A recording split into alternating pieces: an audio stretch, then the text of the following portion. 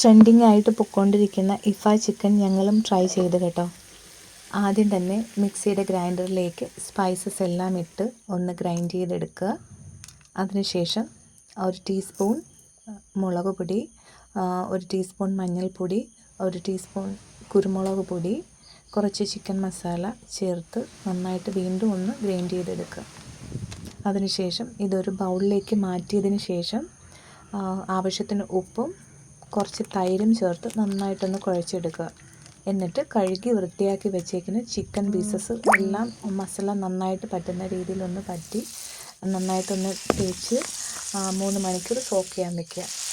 എന്നിട്ട് ഒരു പാനിലേക്ക് ബട്ടറും സൺഫ്ലവർ ഓയിലും ഒഴിച്ച് ചിക്കൻ ഒന്ന് ഫ്രൈ ചെയ്തെടുക്കുക.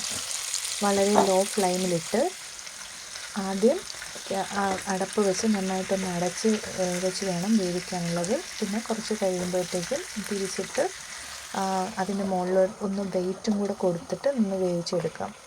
ചിക്കൻ ഒന്ന് പ്രസ്സായി വെന്ത് വരുന്നതിന് വേണ്ടിയിട്ടാണ് അങ്ങനെ ചെയ്യുന്നത്. ഇനി വൈറ്റ് സോസ് റെഡിയാക്കുന്നതിന് വേണ്ടിയിട്ട് 2 മുട്ടയും കുറച്ച് 2-3 അല്ലി വെളുത്തുള്ളിയും കുറച്ച് പാലും 2 സ്ലൈസ് ചീസും ഫ്രഷ് ക്രീമും ചേർത്ത് നന്നായിട്ടൊന്ന് ഗ്രൈൻഡ് ചെയ്തെടുക്കുക. അതിനുശേഷം ഇത് നമ്മുടെ ചിക്കൻ്റെ പുറത്തോട്ട് ഒന്ന് ഒഴിച്ചു കൊടുത്തു കഴിഞ്ഞാൽ ഇഫ ചിക്കൻ റെഡി ആയിട്ടുണ്ട്.